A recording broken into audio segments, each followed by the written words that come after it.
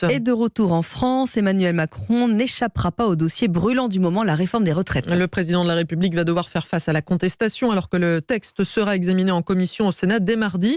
Il va d'ailleurs pouvoir s'appuyer sur les travaux de la DREES, la direction de la recherche, des études, de l'évaluation et des statistiques rattachée au ministère de la Santé.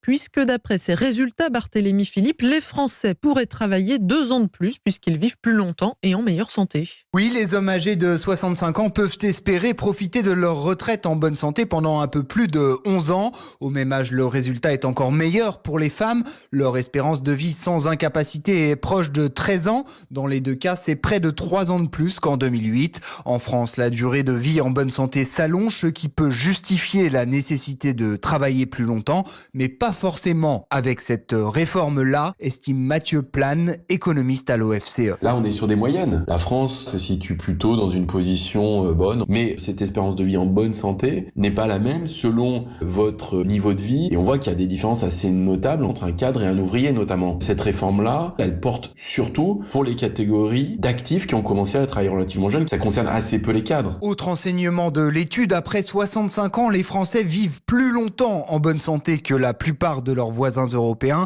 alors que l'âge légal de la retraite est en général plus tardif dans les autres pays de l'Union, 65 ans en moyenne. 6h05.